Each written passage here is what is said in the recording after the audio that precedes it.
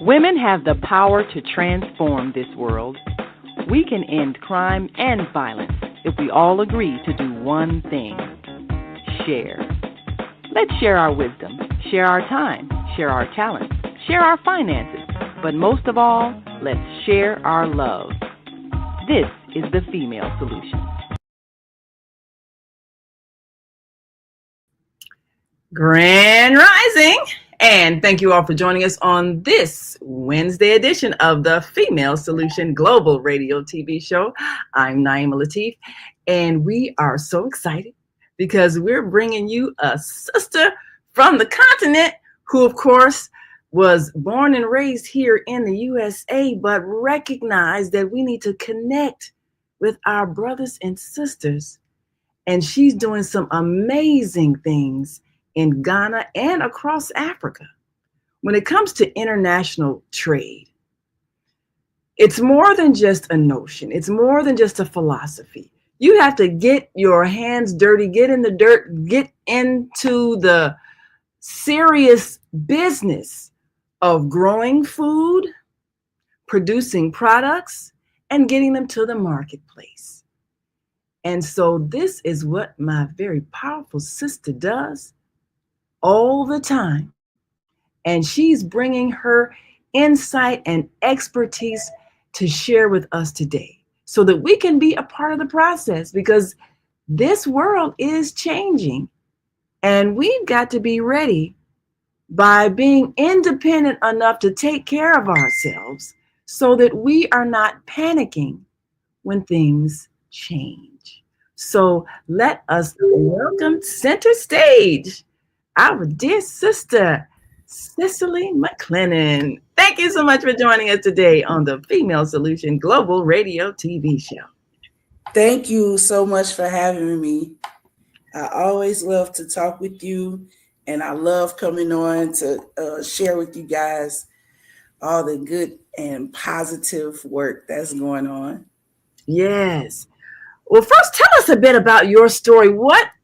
I remember when you were an activist back here in Chicago, and then suddenly you was gone. So, and we look up and there she is in Africa. Oh, she's doing more than philosophizing about it. She actually did it. So, what that journey was like. First of all, what inspired you to go, and then how did you make connections, and how did you get involved in the whole process of building economic structures there? Well, this is a story, worth telling. But I'll try to keep it as short as I can, because it didn't just start, overnight. It was a long process by which I knew for years that I would be traveling to Africa, that I would be living there and working with there. I had started working and organizing with the All African People's Revolutionary Party back in the around 2005. Before that, I had been part of different organizations where I worked with other Africans from all over the world and the country. So no one who went to school with me or knew me growing up is surprised. But everything that happened to me led me on this trajectory. And so I married in Ghanaian. Eventually, he was a brother from the Ghana chapter of the All African People's Revolutionary Party. And so through that process, he brought us home first in around 2012. And we instantly, literally fell in love with the land, the people, and just everything about Ghana, even the children at that time. They were very young. And so we put ourselves on a path to be able to educate our children over there. And so that was the first decision that was made that pushed us in the direction. And once we moved in that direction, then the work and, the building and all of that just kind of fell along with that. So it didn't just happen overnight. It was something that we were building towards for a very long time, and we were able to lived there for several years. We built a home. We have a home there. We have family in Ghana, and we have business on the ground that we're working on now in terms of, things that we're going to talk about a little bit later. So all of that was just, a slow growth process. And we're just grateful to have been able to do it. Now, I always say this is 2025. No one is stuck anywhere. So my work can take me many places in the world, and I'm not going to be stationary. And I haven't been for the last almost 10 years now. So we'll be moving around. But doing our best to stay in communication and keep everyone who needs to know apprised of what's going on. So even though we're here in Chicago now, soon I'll be in Ghana doing some more work. Then I'll be back again, and then I have other places that I have to visit as well along the same line. So we'll be moving around a lot. A lot. Yes, well, that is quite an inspirational story, especially because so many people would love to go abroad, but are afraid. Yeah, I would like to extend the invitation to your audience. That I have helped people travel to Ghana, and I will be doing more of that over the next 18 months and beyond. And so, please reach out to me, and I can send you the information for any of the tours that we'll be leading towards the end of this year and into next year. Well, one of the things that we have often talked about is the fact that we are so disconnected because we have been buying into the lies of nothing happening over there. Everybody's poor and struggling. And, they show you these images of starving children. And if you don't know better, then you think, well, why would I want to go to someplace like that? But tell me, what was a surprising thing that you saw when you first left and went over to Ghana? What was something that you saw that you didn't expect? I didn't expect the atmospheric change that I, quite frankly, start to feel as soon as I leave the U.S. airspace.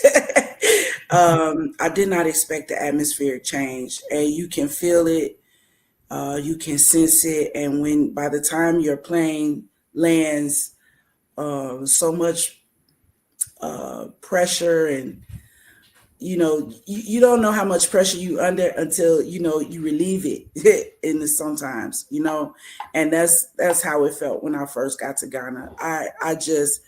I had a clue, but I had no idea how much lighter, how much freer I could feel inside myself just based on the proximity to the land itself.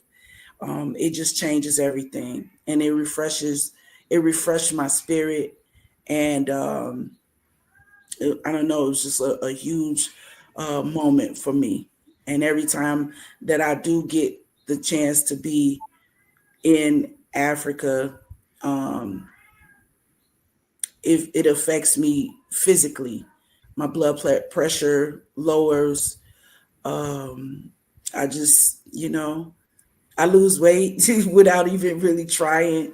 It's just, it's different. It's very challenging to explain it. You have to go and you have to feel it. Yeah, I can believe that. I definitely can relate to that. When I went to Liberia, and spent about 10 days there during the World Conference of Mayors. I think it was back in 1984. When I came back, everybody said, "You look different. it's like the wrinkles are gone out of your face, the stress lines. It's something about being in an atmosphere where you're not always living in this undercurrent of, oppression, racism, all of that, and being closer to nature, the land. It's a different atmosphere. Definitely. And you feel the it's like a weight is taken off of you that you didn't know you were carrying. And I have seen people when they travel abroad. A friend of mine just came back from Africa. He come back from Liberia, and I saw the difference in his face. I'm like, wow, got younger, and the stress in the facial expression is gone. It wasn't just a fluke, because I love when I hear people testimonies about their travel, and then they reiterate what we're talking about now, and I'm like, I knew it wasn't just me. It just really I took, man, I've taken people to Ghana for various reasons, including funeral. Okay. And even for the funeral, the people were like, this was epic, this really refreshed my spirit. I needed this so bad. Never do we think about needing a funeral, but a funeral in Africa is still a very touching and deep process. And so, hey, I'm just glad that more people are going, and it's not just me saying this, that we can feel it and we can sense it. So we know that somehow our connection with Africa is something that's good for us in a lot of ways. In a lot of ways. Now, you have had quite an impact just working in various capacities, and even helping in the process of developing industry, businesses, and sorts of things. So I want to share with our viewers, and of course, the number on the screen to call in is 727-731-5192. If you've got some questions for Miss Cicely McClennon, as she shares with her experiences. But we have seen, we have a lot of conversation about what needs to happen in terms of some of the major industries, things such as solar energy. We talk about that. I've been a part of a solar company, and we know that's the wave of the future. But you've actually been involved. Tell us about this picture here. This is a machine that was developed in Ghana, myself along with Dar's Farming Cooperative, which is it's about 10,000 members, and I think about around 800 organic farmers. We were developing a food processing factory, and we needed a dehydrator.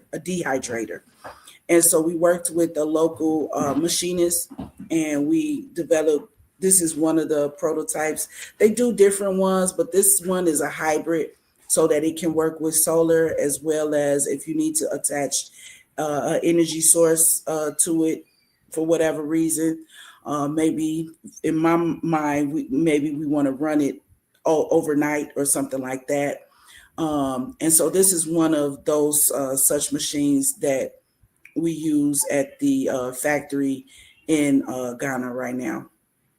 So that's the local technology, local engineering, and along with the actual farmers. And we have this design and others that are available actually. So we don't just make it made one and done. You can contact Dar's Farm and work with them to develop a machine for your area as well. So, but this one has about give or take 100-ton capacity if it's ran half a day per year. Ah, Fantastic. Yes. Well, of course, the powerful thing about this is that you have actually demonstrated how it works. So now you all have been able to create products and put them on the market using this machine. Tell us about this obvious marketplace where you're presenting products. Tell us about this. You know, this is why those Bible quotes go so far. When in the beginning was the Word, and the Word was with God, and the Word was God. This project was born out of a word. Mm, And this is why I think I've strongly connected with Africa throughout my adult life and probably before. The word was spoken. I was contacted by a farming cooperative. We had previously worked together on creating the first industrial cannabis and hemp conference in Ghana, right? hmm. And so going forward and just thinking about what should we be doing besides growing cannabis and creating, industry from that. What are some of the things that Ghana could be doing agriculturally to enhance its economy? And so they contacted me with that question, and I just felt like the ancestors dropped the answer, and it was complete. It was a complete plan. And part of that plan was creating added value. So farmers waste at least half of what they grow in general, not just in Ghana, but in general, they waste. Mm, So they plan to grow and harvest for market, but they don't plan and grow to create food process refined items that can add value and increase their revenue and possibly give shelf stability so that they can uh, continue to bring in revenue as their products are sold. So the first thing we did after thinking about that was we created a workshop, an intensive workshop dealing specifically with high value crops and added value. And so they have these beautiful fruits and herbs and spices growing, of course, in Ghana, throughout Africa, but in Ghana as well. And the first step we took was, let's stop wasting what we grow, and let's start doing some low capital intensive food processing that increases shelf stability and also allows us to add value to the products. So a mango, which you may sell for, 50 cents or 10 cents, becomes something much more when it's dehydrated and sold to export markets and places that don't have beautiful sweet mangoes growing where they live. Okay, but they still want those fruits. So we did the workshop, and it was amazing. All kinds of farmers and producers participated, and then after the workshop was over, they were like, we don't want to just talk about it, we want to do it. Can you wow. help us? And that's when we started. My friends from that I went to school with, and her husband, who's from Guinea, Joy and Alpha Ba, they literally sent me, it was like an internal private grant, Wow. because I told them what we wanted to do. I told them that I hope to be able to pay them back, but this is a long haul.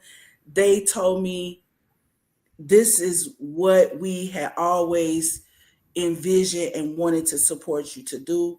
And they sent me a nice amount of money that allowed me to work on this project with Dar's Farm, and the factory was created. It was created, is up and running, and it's a huge resource for the farmers in this cooperative.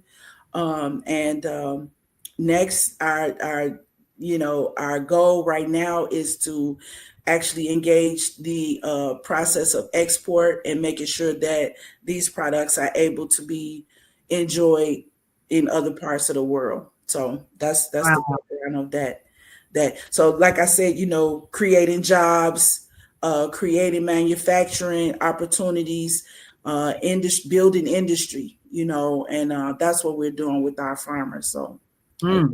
very proud of this, and looking forward to people here taking part in it, having tasting samples so that you guys can actually taste these fruits and use some of these herbs and spices in your homes, and just really get to enjoy them and enjoy the benefits of them as well. That is fabulous. Well, you have a product, and we're going to talk about that. We're going to take a quick break and talk about a product that that you produce that people may want to buy, and how one goes about getting a product from concept to the marketplace. But we'll be right back after this quick break. We're going to greet our global family watching us from all around the world. So, of course, if you're in Central Time, it's 7 a.m. If you're on Eastern Time, it's 8 a.m. But if you're on the continent of Africa, perhaps in Ghana, it's actually, I believe, what is it? That would be 1 o'clock in the afternoon, 7, 8, 9, 10, 11, 12, 1, 6 hours ahead, right? Or is it 5? Because now we're on day. Well, it's 5 right now to Ghana. Yeah. All right, so 12 noon.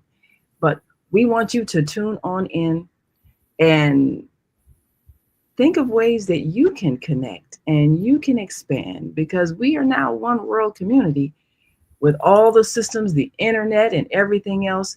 So there's no reason for us not to succeed. And we'll be right back after this quick break. So stick and stay, don't stray away. We're talking to Cicely McClennon, who is empowering women and communities in Ghana and beyond. We'll be right back, so stay with us. We are global transformers, changing the world from the way it is to the way it should be. We are one. Wherever we live on this earth, we are one human family. On behalf of our team of radio hosts, I'd like to extend a greeting to all the members of our family, whenever and wherever you may be listening around the world. To our family in China, Ni Hao. In India, Namaste. In Japan, Konnichiwa. In Korea, Annyeonghaseyo. In Russia, Здравствуйте. In Germany, Guten Tag. In Poland, Dzień dobry. In France, Bonjour. In Spain, Hola. In Italy, Ciao. In Egypt, Ahlan wa sahlan. In Ghana, Akwaba. In Nigeria, Peleo. In South Africa, Sawubona. In Senegal, Nangadef. In Kenya, Jambo. In Israel, Shalom. In Pakistan, Afghanistan, Palestine, and Saudi Arabia, Assalamu alaikum. Greetings, and may peace be upon you all. Join us live on the on-air radio network called 727-731-5192. We want to talk to you.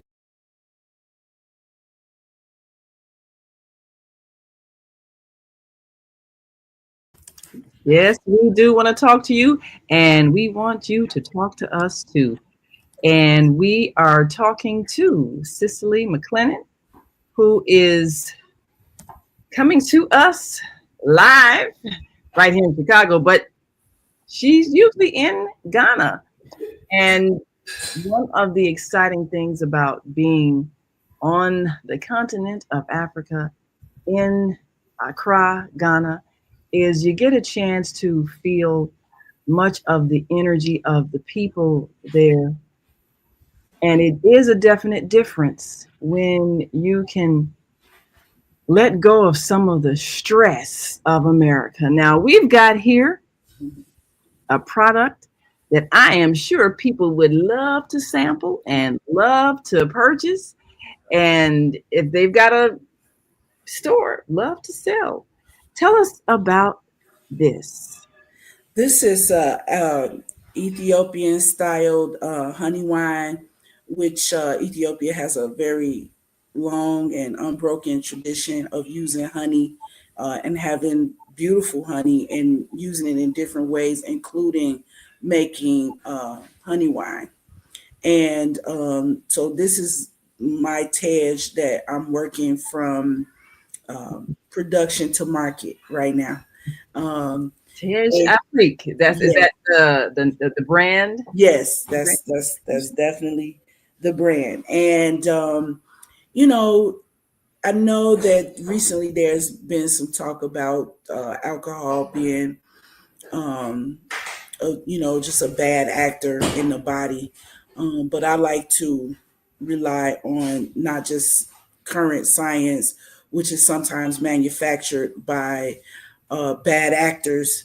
Also rely on history, and the fact that this is a multi-thousand-year unbroken tradition, and it is such for a reason. Honey is one of the most nutritious and powerful food substances known to mankind. And through the fermentation process, it doesn't become less powerful. It becomes more so because its benefits become more bioavailable.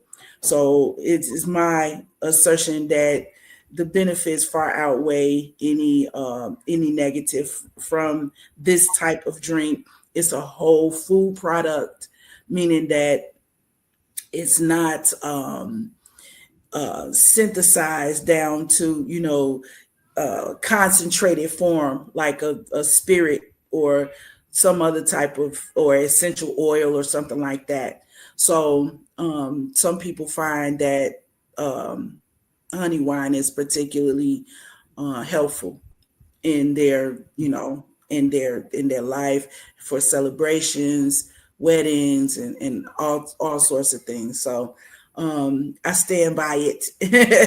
And that's a product of my work with added value in food preservation, because at the end of the day, this is one of the purposes that alcohol serves for mankind. It helps us to preserve foods, which preserves nutrients, and it is a nutrient delivery system.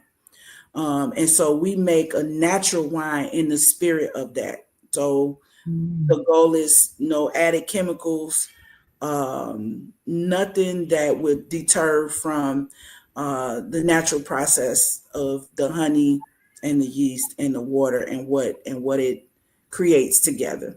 So that's something that I've been working on for a while. I do have a club that I'm a part of called the Ghana Distilling and Brewing Club. There are other brewers, and there we have a distiller who's actually working on a cassava whiskey. But that's our attempt to again add value and find value in what we can produce where we are. So this wine is you know Well, like you say, honey wine, again, you're talking about natural ingredients and yes, a long, long, long history of using honey wine. And wine itself is beneficial when it's not abused. And right, so what we've seen is alcohol abuse yes, in our yes, lives, in our culture, and yes, even alcohol addiction to the point oh where yes, people become dysfunctional. And yes, that's what people fear. And I know yes. we got some comments from our viewers. We've got our sister Zelda from Monday Morning Mindfulness here on the Female Solution. She says, "Grand Rising, my Ghanaian sister. Thanks for sharing, Naima." Yes, yes, yes. Well, I think there are so many people that are doing things abroad that are making a difference that we need to know so that we can be encouraged, especially now that we have the means to actually talk to each other all over the world. And she said, honey wine, awesome. So is this a product that you've been able to introduce to the global marketplace? Not yet. That's what we're working on right now. So we're looking for support from the industry that says it'd like to see more producers that look like me and my partners. So that we're actively working on it right now. It was always our goal to be able to produce in Africa and then export from there. We always saw that process as advantageous for many reasons. But we still have some small level production here. It's just not licensed for market, but I do have some to share. And as we have events and we curate events over the summer, we will be sharing it as well as we did last summer for the people who had a chance to take part in that. So that's where we are right now. We've started to already build a distillery in the Cape Coast area of Ghana. So right now, this is the time to, speak, use the word again and speak these things into into existence, because we've been working hard in the background to develop these products and to create this value chain. And it's time to add some meat to the bone. So we need to reach out and let everybody know that this is what we're working on. So that's fabulous. That's fabulous. Well, you've made some connections to farmers here. Oh yes. And that's a critical thing. We must expand and use the land. Tell us about this picture here where you were.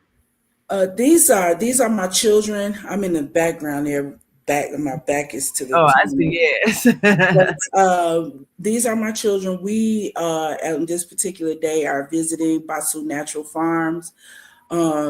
We have a history of working with this farm. When we created one of the first farmers markets in Inglewood back in 2013, somewhere around there. This is the farm where we worked. We brought the youth from Chicago down to Pembroke. We harvested vegetables, we cooked, we ate together, and we learned how to engage the added value process. That was what that whole program was about. And Basu Natural Farms was a huge supporter of that initiative. And so this is a farm that we are close with. At that time, they didn't raise animals. Now they have livestock. So cows, goats, and other animals are available there, as well as fresh produce, which they do bring to the market, the Kankakee Farmers Market. But we're hoping to be able to bring more produce from this farm and other farms in the area.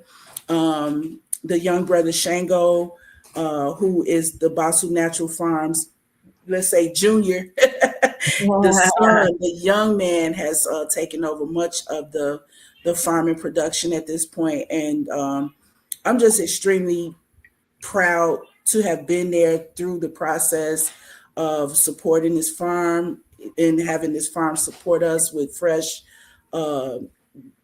nutrient-dense foods and herbs, as well as other medicinals that they developed there on Basu Natural Farms.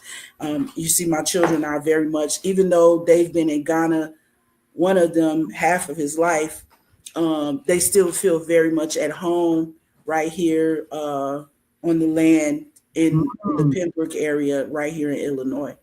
So, wow, yeah, and I remember, I know this was a couple of years ago, we went down to one of our sisters that worked with us on the Female Solution, Maika Bevel, brought a group of us down. And I think it might have been Basu Farms where we were picking, I believe it was blueberries. because at the time, I think it was right around the pandemic, and a lot of the fruit pickers were not able to work because of, you know, the pandemic restrictions and all of that. And so a group of us went down, and we were able to experience picking berries and see the farmland, the extensive farmland down in Pembroke.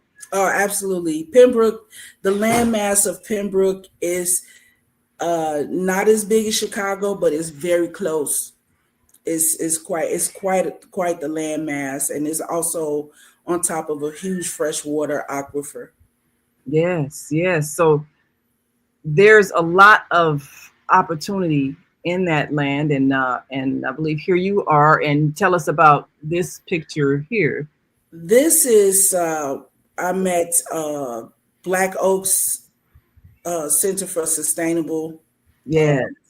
Sustainable Living, and just, you know, replanting some seedlings, just a little, you know, just a little farm work. Somebody asked me, they said they never saw me with a tomato or collard greens and nothing in my hand, so I wanted to make sure that I have many pictures of myself and videos planting and doing all types of farm work. That's really where I feel really good to be able to do it, and I physically feel good doing it. So personally, as close as I can get to the land is where I also feel at home. Yes. Mm-hmm. And of course, we also we visited Black Oaks, Yeah. and I talked to you know, of course, Dr. Chifunza and her husband, Mm-hmm. and we've talked about even the solar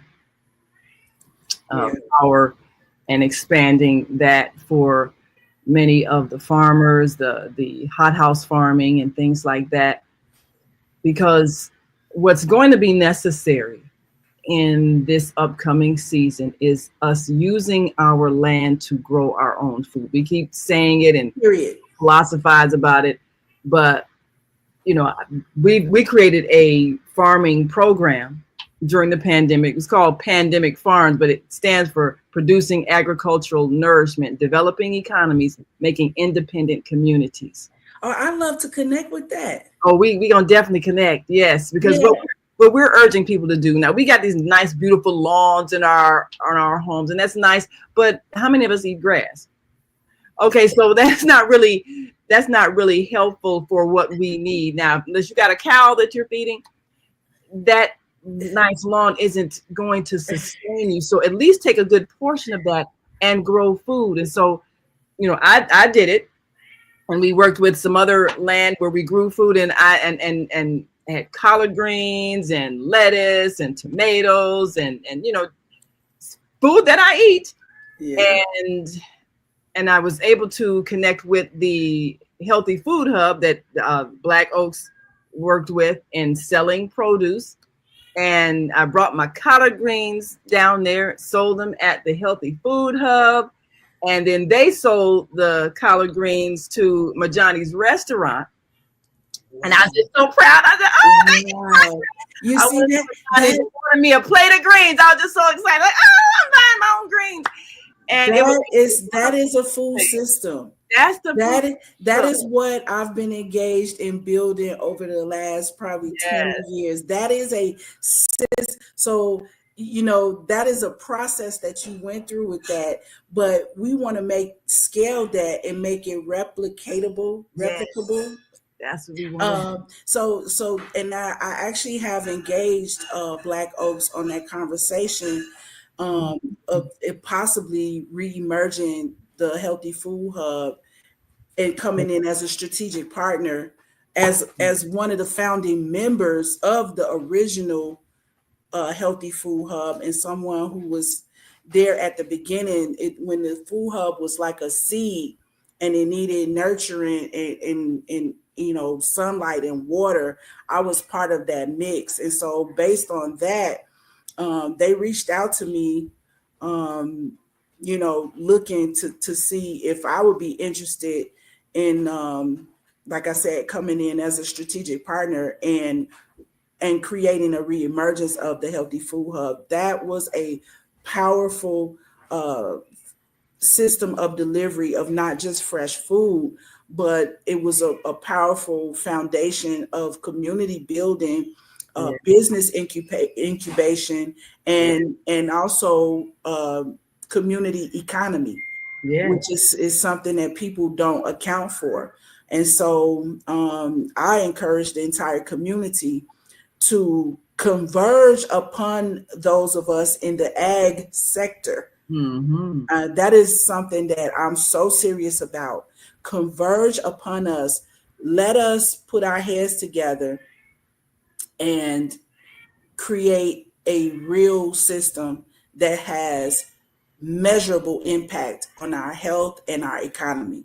We can do that. This is not a dream. What you've already described is only one example, and what I've described is another example. But we can act. Somebody was like, well, that's a pipe dream. It's not a pipe dream.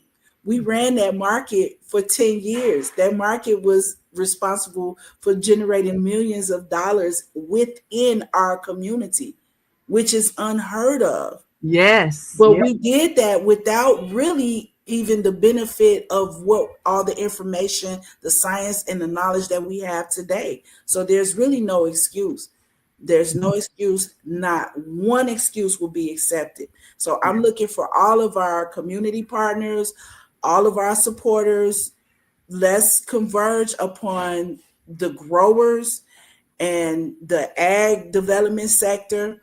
We know that Representative Sonia Harper is the Illinois chair of the Agriculture and Conservation Committee. Let's converge upon her at the District 6 office and make our voices known. We're going to be doing some lobbying. Well, actually, that's a process that was started a few years ago, and I was a part of that as well. And as a result of that lobbying down in Springfield, we have been able to free up a few coins and resources for our growers here in the state. We can do more, though. We can do more, and we like to see your process created and grown and scaled into an actual system where we can guarantee that we're in control of what we're eating, who we buy it for, and where our dollars are going and how they're circulated. And the Healthy Food Hub can be a tremendous proponent of that process. So I've played my cards and I have written my proposals. I've gone to many community members, organizations about this since Black Oaks did reach out to me. So the ball is in their court. So bring the pressure, bring the love, and let's go. Let's don't let the Healthy Food Hub be a remnant of the past. Right. Let's make it happen today. Let's reinvigorate. Let's reinvigorate that. People didn't realize that something like that, you might sell $300,000 worth of produce, but you're going to generate over $1 million in economic activity. Absolutely. In addition to that. Like that. That's right. And Marie Dawes says, awesome. Yes. Good morning, ladies. Yes. When you see it in action, it's so inspiring. And of course, Zelda says, she says, can we say girls trip? Yeah, let's go to Ghana, y'all. Oh, definitely. I think that sounds like the people who need to be in my December group. I think so. Well, let me. Well, I got my passport and everything all updated. So yeah, we ready to roll. But this is a serious thing. And instead of us panicking about what's happening, now is the time for us to empower ourselves. And it was such an empowering experience seeing myself grow actual food that I eat, selling it, and then seeing how it is then purchased by someone. That is amazing. That is just my mother was laughing at me. She's like, no, you're going to sell your greens and then go and buy them at the restaurant. You're going to probably pay 10 times what you just cooked them and ate them. But I wanted to experience that, like you say, that economic system. that system, so that you can see how then that produces jobs. Those cooks back there, they working because people coming in and buying the food. So this is how we create our economy. Yes, ma'am. That is the perfect example of what, this is super exciting, super exciting. And one way or another, we should get to ready for Ghana. we should get ourselves together, and let's see how much more we can do. Just imagine the landmass of Pembroke. Imagine all the beehives that we could have in our communities, producing honey from these beautiful Midwestern prairie flowers, wildflowers that we have here. So let's put our thinking caps together. I'm very much so open for conversations around this, so much so that I created another food related event called Soup on Sundays. And that's, yes, it's, you have to RSVP, but what that is open to the community, organizations, organizers, thinkers, growers, whoever, artists, and we get together over a pot of soup and we share ideas and we encourage each other. And it's just another community activity bringing us together, but for the purpose of us bringing our minds together. I love that. Yes. So, well, we got to take one last break. When we come back, we'll talk more about some of the brainstorming ideas that have come out of that Soup on Sundays and ways we can move forward so that we can, this spring, we're going to be doing more classes we did a whole series of classes on how to grow your own food. And so we're going to continue that this spring, launching it again with pandemic farms and giving people an opportunity to turn their backyard, even their flower pot in their apartment into a place where you can grow food that you can eat. Absolutely. So we'll be right back after this last break. We want y'all to stick and stay. Don't stray away. We'll be right back. So stay with us. Hi, I'm Naima Latif. And if you're watching this, that means you're one of the 4.6 billion people from around the world who are using an electronic device to talk to people. In these times, people are using the internet to talk to everybody. Friends, neighbors, family members, co-workers. People are on their cell phones and computers all day long. Now, if you're in business, that is great news. That means you can sell your products and services all day long and never have to leave your home. All you need is a media connection, somebody to connect you to an audience. And that's why I'm talking to you today. We produce programs, and our audience members are people who shop. They buy clothes, food, beauty supplies, cleaning supplies, home repair, transportation services, child care services. Whatever you're selling, they need to buy it. We're your media connection. Just follow this link, and tomorrow you can sit back and relax at home while your business is making you money.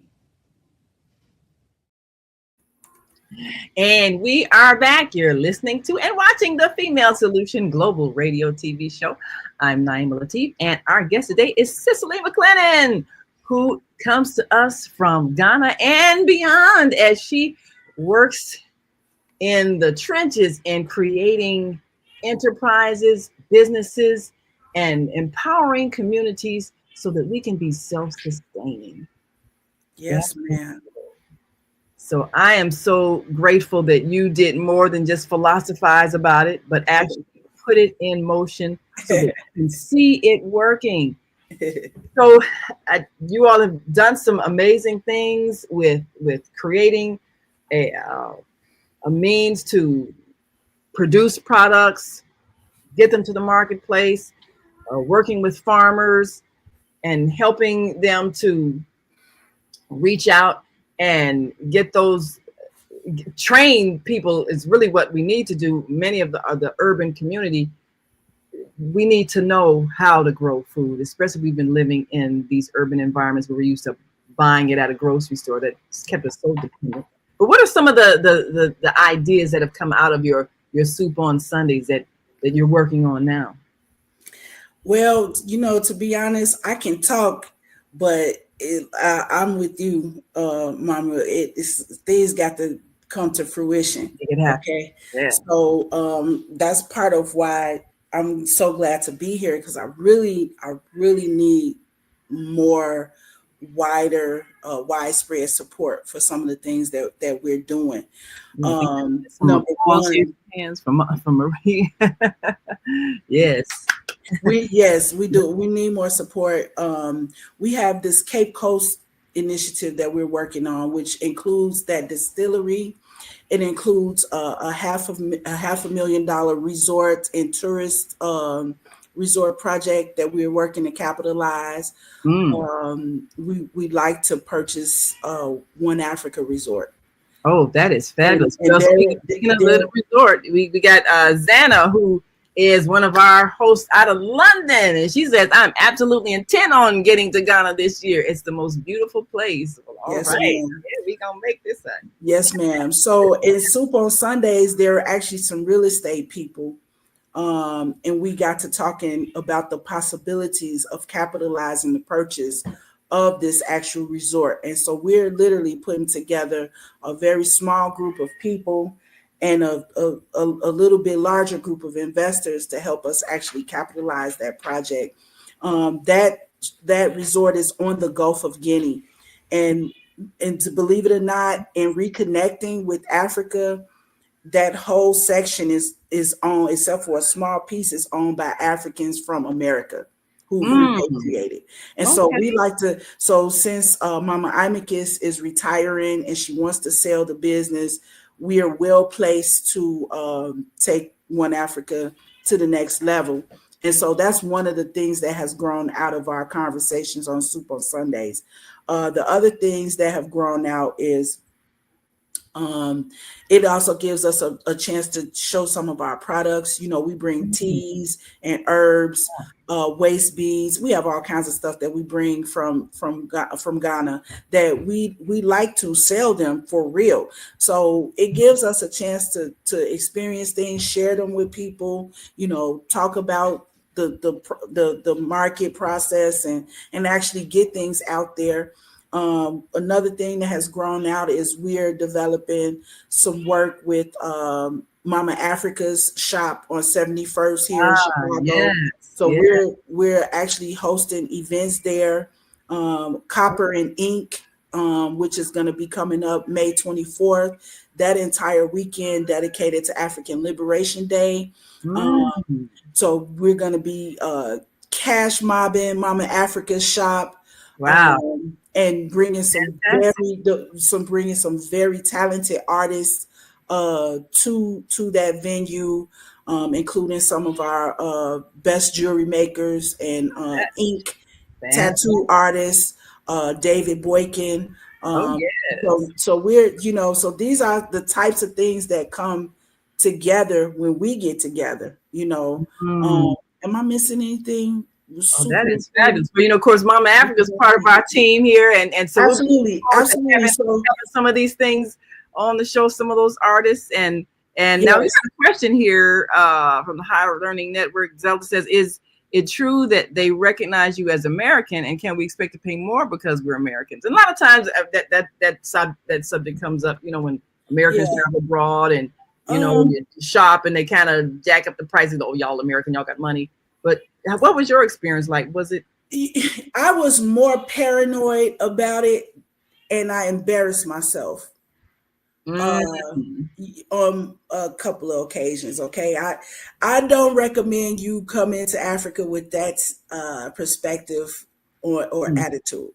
If you can speak the local language, no matter where you go on earth, you're going to be in a better position to negotiate. Yeah.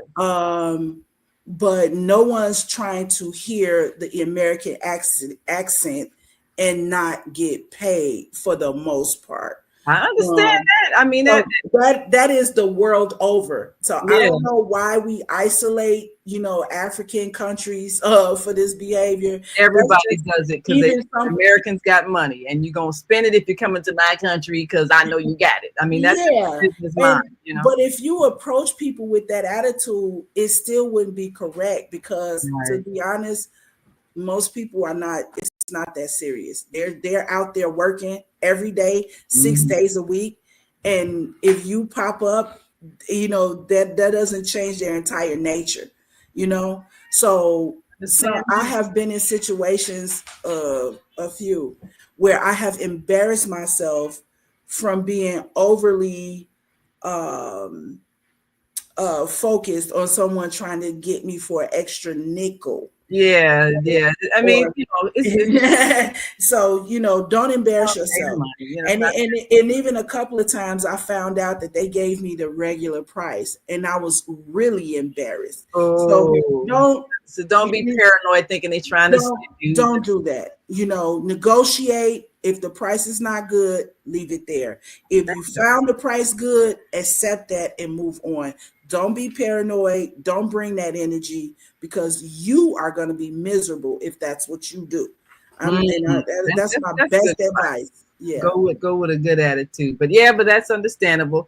And of course, El Michelle, Nikki Williams Harper says, loving this. Yes, we got a lot of folks been looking for this kind of information. And Xana says, hello. Yes. Well, Xana, she has brought us some amazing guests on her show from Ghana. And we know that things are happening there. So we want to make that. She comes on every first Saturday at noon here, which is 6 there in Ghana.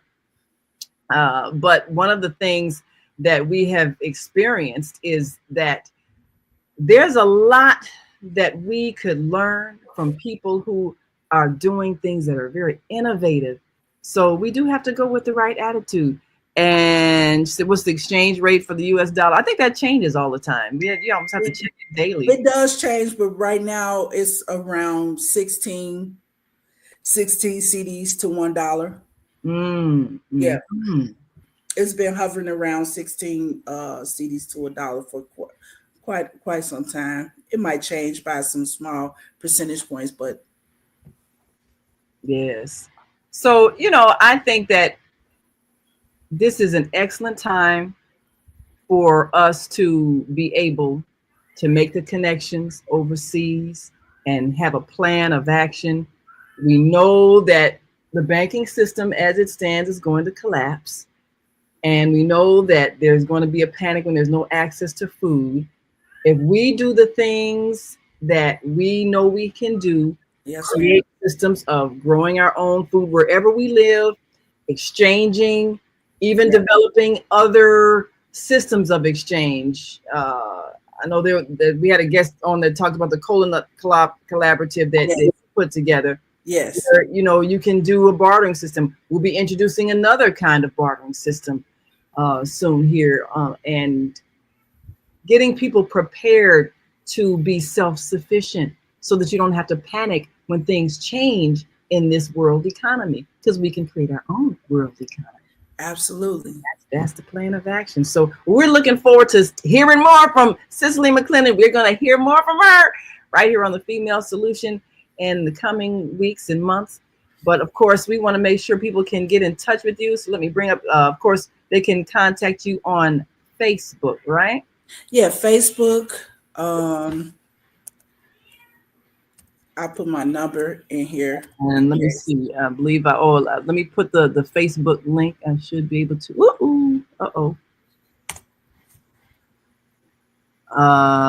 Yeah, let's see. Well, that is well, I'll just pull it up on the screen here. So that people can see your Facebook page and can reach you and connect with you there. And that is all over the world. So even when you go back to Ghana, they can still reach you on Facebook. Oh, yes. And we, of course, intend to make sure that our viewers and listeners can stay in touch and be a part of all the exciting things that you are doing around the world. And that is Cicely McClennon. Of course, her company's New African ImageMakers. And you can reach her at facebook.com/newafrican. And let's see if I can copy that. Oh, let me put the phone number up here on screen, because we want to make sure that everybody has a way to prepare for the change that is coming. And we don't want anybody to panic, because we understand that if we are dependent on another system, then we stand the chance of once again being excluded, being denied access, and not being able to comfortably survive. So we want to make sure that we're ready. Yes, and ma'am. we're going to make it happen. So stay tuned right here on the Female Solution Global Radio TV show. And this is the number you can reach Cicely McClennon. If you are ready to roll, let's go. Yes. All right here. And you'll be in the city for a little while here in Chicago, but you'll be traveling back. Yes. Yes. Soon. We're going to stay in touch. So Yes, ma'am. Thank you so much for having me. well, thank you so much for being with us. And thank all of you for joining us on the Female Solution Global Radio TV show. And come on back tomorrow for Mama Africa's house. Yes. And we'll have more exciting news and people that you need to know. Right? Yes, ma'am. Yes. So thank you so much. And we're looking forward to talking to you again real soon. I'm Naima Latif.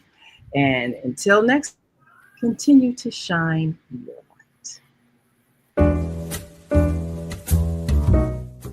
We've come to the end of our show today. If you missed any broadcasts, go to our website for the audio and video archives at www.thefemalesolution.com.